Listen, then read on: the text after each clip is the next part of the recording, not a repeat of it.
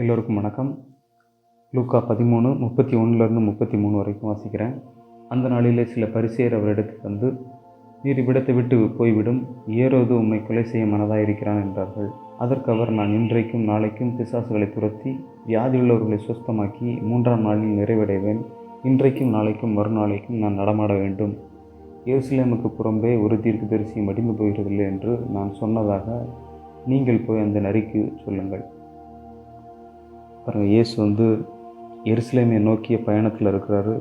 கிராமங்கள் தோறும் பட்டணங்கள் தோறும் சுவிசேஷத்தை பிரசங்கித்து கொண்டு வருகிறார். அதிகாரத்தோடு தேவனுடைய ராஜ்யத்தை பிரசங்கிக்கிறார். நோய்களை சுகமாக்குகிறார், பிசாசுகளை துரத்துகிறார்.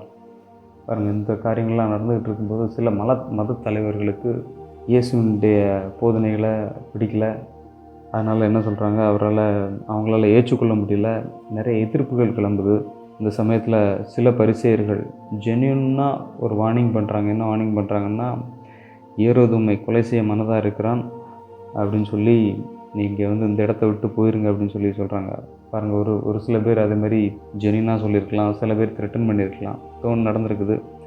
ஏன்னா ஏரோது வந்து ஏற்கனவே யோவான் ஸ்நானகனை கொலை செய்திருக்கிறான்.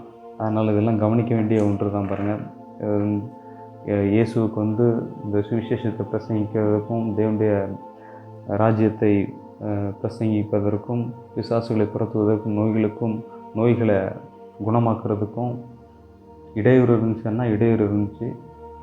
நிறைய பேர் அவருக்கு ஆப்போஸ் பண்ணாங்க. மத தலைவர்களும் ஆப்போஸ் பண்ணாங்க.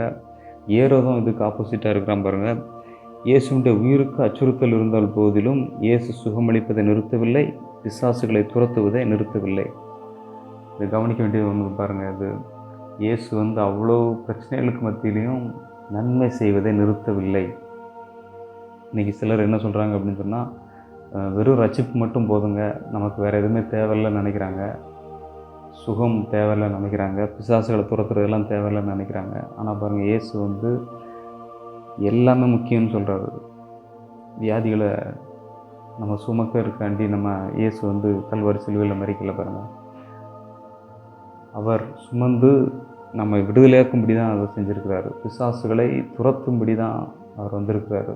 இதெல்லாம் மக்களுக்கு நன்மை, இந்த நன்மைகள்லாம் உண்டாகணும் அப்படின்னு சொல்லி அவர் விரும்புகிறாரு. இப்போ பாருங்கள், தேவனுடைய ராஜ்யத்தில் எல்லாமே அடங்கியிருக்குது. இயேசு வந்து இதை செகண்டரியாக பார்க்கல. இது எல்லாமே ரட்சிப்பில் அடங்கியிருக்குது.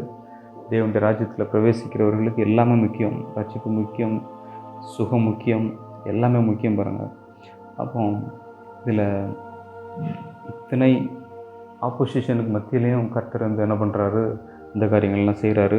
அதேமாரி பொலிட்டிக்கல் பவரை வந்து இவர் வந்து எப்படி பார்க்குறாரு அப்படிங்கிறத பார்க்கணும். பாருங்கள், எந்த ஒரு பொலிட்டிக்கல் பவரும் இயேசுனுடைய மிஷனை தடுத்து நிறுத்தக்கூடிய அதிகாரம் கிடையாது அப்படிங்கிறது இதில் பார்க்க முடியும். பாருங்கள், என்ன சொல்கிறாரு, நீங்கள் எருசலேமுக்கு புறம்பே ஒரு தீர்க்கதரிசியும் மடிந்து போகிறதில்லை என்று நான் சொன்னதாக நீங்கள் போய் அந்த நரிக்கு சொல்லுங்கள் அப்படின்றாரு. அப்போ எருசலேமுக்கு புறம்பே வந்து ஒரு தீர்க்கதரிசி மடிந்து போகிறதில்லை, அதனால் நான் என்னுடைய வேலைகள்லாம் முடித்து அதுக்கப்புறம் தான் எருசலேமுக்கு வருவேன் அப்படிங்கிறதுல எவ்வளவு தெளிவாக இருக்கிறார் பாருங்க இயேசு.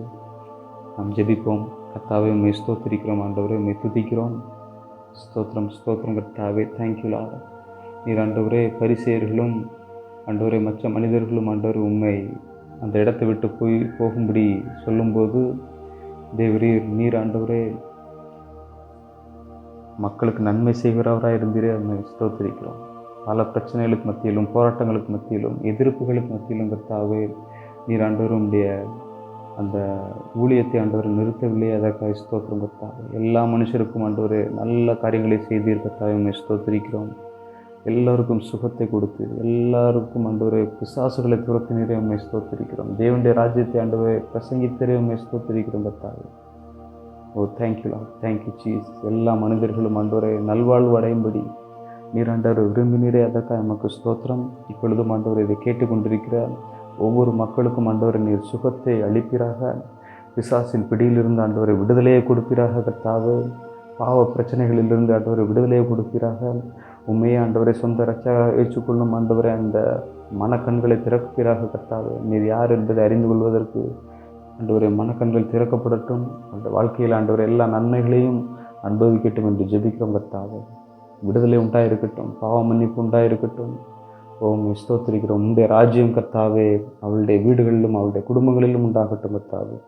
நீரை பொறுப்படுத்திக் கொள்ளும் ஆசீர்வதியை இயேசுவின் நாமத்தில் ஜெபிக்கிறோம் பிதாவே. ஆமென்.